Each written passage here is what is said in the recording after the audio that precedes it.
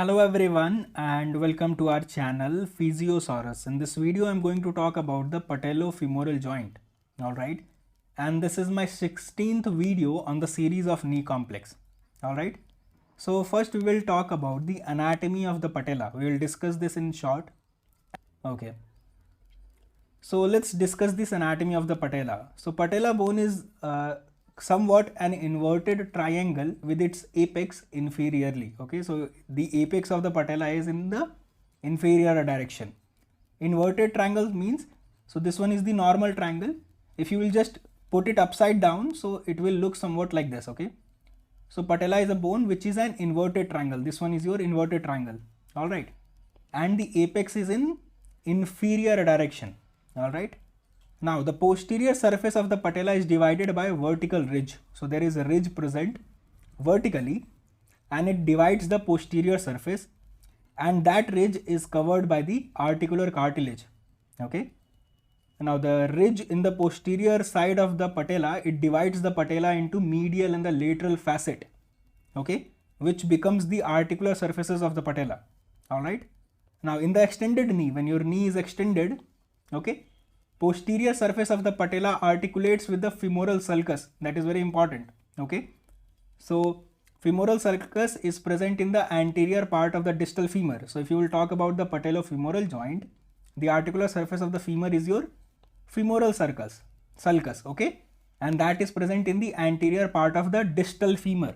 Okay, so in the extended knee, when the knee is in extended position, the posterior surface of the patella articulates with the femoral sulcus. Okay, now femoral sulcus has again a groove which divide the sulcus into the medial and the lateral facet again. Okay, and patella is also attached to the tibial tuberosity by the patellar tendon. Okay, now let's talk about the significance of the patella, which I have already discussed, okay, in the previous video, I think. So patella functions as the anatomical pulley for the quadriceps muscle. Okay, so basically when I was talking about the quadriceps muscle in my previous videos, in that video I discussed about the influence of the patella on the quadriceps muscle. Okay, and in that video I've already said it that the patella function as the anatomical pulley for the quadriceps muscle.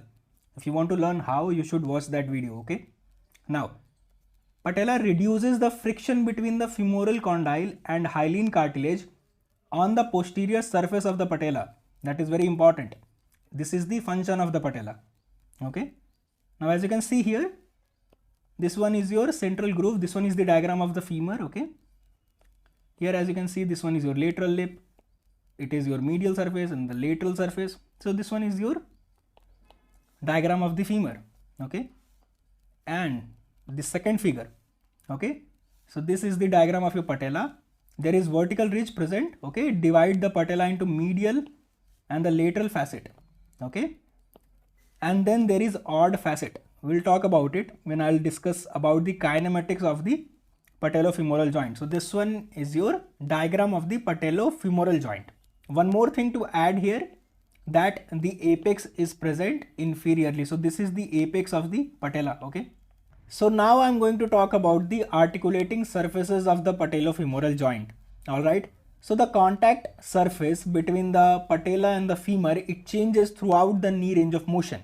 Okay, so now let's talk about it in detail, how these contact surfaces changes, okay, between the patella and the femur. So at first the knee is in total extension. Okay, so when the knee is in total extension, inferior pole of the patella rest on the femoral sulcus. Okay, now you are performing the flexion. All right, so in the initial flexion, that means at 10 to 20 degrees of range of motion, inferior margin of the patella will slide down the femur and both facet means medial and lateral facet. Okay, both facet of the patella touches the femur. Okay, now the third point, flexion up to 90 degrees of range of motion. That means between 20 degrees and 90 degrees of range of motion. The contact area continues to increase. Okay, because the medial and the lateral facet touches the femur. All right, and here one more thing that is added, and that is contact area will shift superiorly along the posterior patella. Alright, now let's discuss what will happen at 90 degrees knee flexion. Okay, so at 90-degree flexed knee, all the portion of the patella comes in contact with the femur except the odd facet of the patella. So as you can see here in this diagram, the odd facet lies medial side of the femur. Okay, now at 90 degrees flexed knee, all portion of the patella comes in contact with the femur except the odd facet. Okay, next point, flexion beyond the 90 degrees range of motion. Okay, so the contact area, now it will begin to shift inferiorly or in the inferior direction. Okay, and for the first time the odd facet will touch the medial femoral condyle. Okay, and at fully flexed knee, patella sits on the intercondylar groove and femur only touches lateral and the odd facet. Alright, so in conclusion, at fully extended state, the inferior pole of the patella sits on the femoral sulcus, and at fully flexed state, patella sits on the intercondylar groove and femur only touches the lateral and the odd facet. Okay, so this was about the articulating surfaces of the patella. For better understanding of the articular surfaces of the patellofemoral joint, you must take a look at this diagram here. Okay, so as I've already said, when the knee joint is at complete extended state, at that time the inferior pole will touch the femur. Okay, and by the time the knee flexion reaches the 90 degrees, okay, the contact point or the contact area will shift superiorly. Okay, so as you can see here, at 20 degrees of range of motion, the contact area is this one. Up to 45 degrees, the contact area, it covers lateral and the medial facet. Okay, some of the medial facet and more of the lateral facet.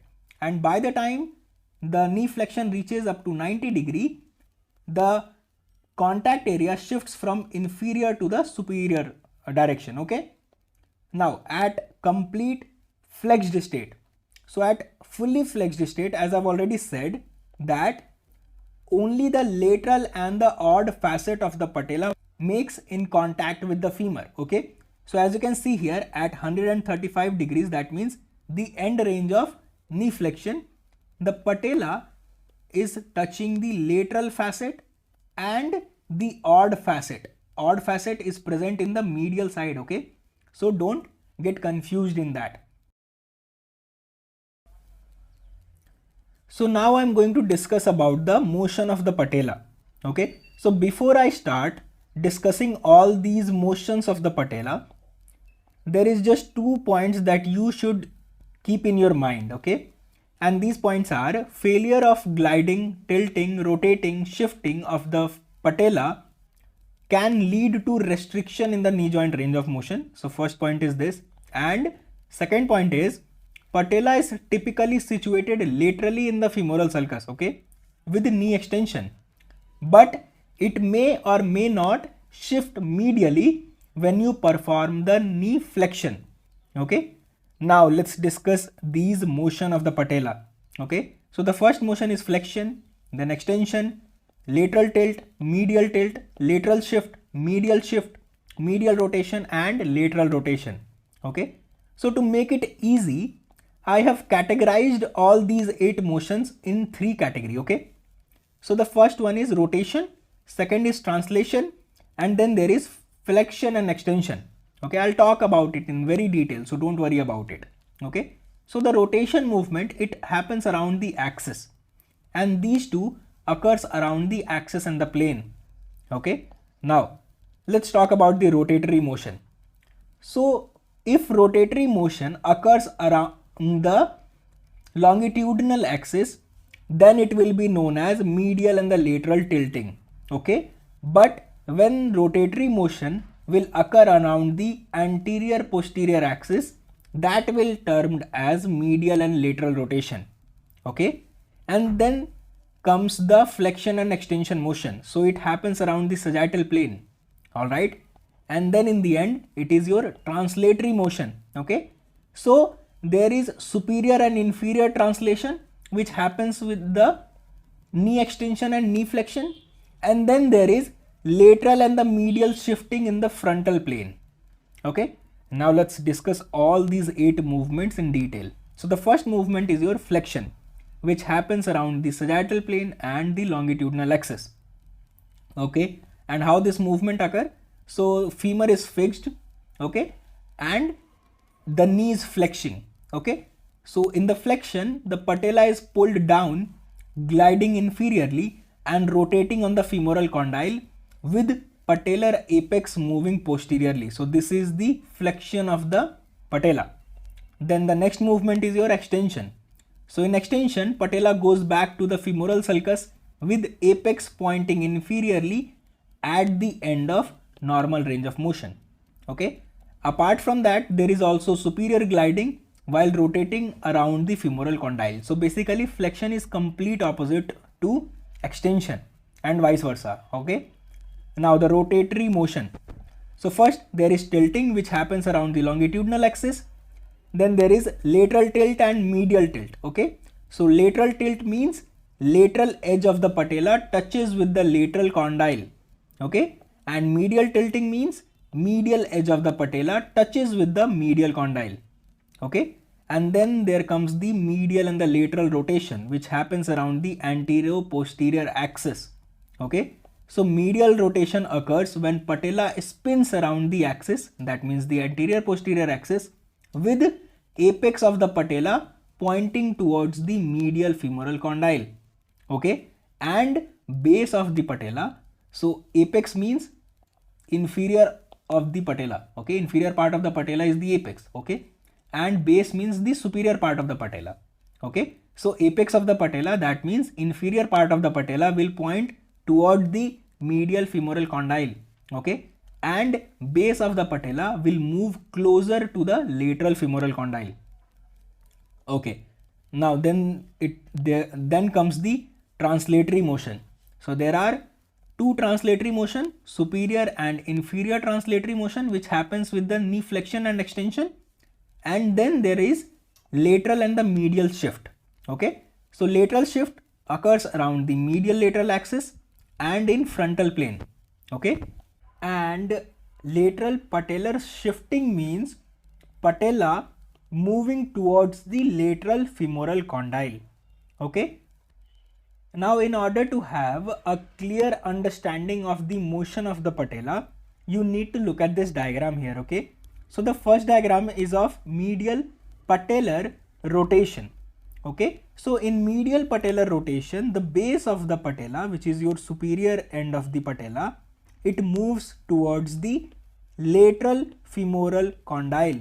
Okay. And the apex or the inferior part of the patella, it moves towards the medial femoral condyle. Okay. And the opposite of this happens in the lateral patellar rotation. Okay.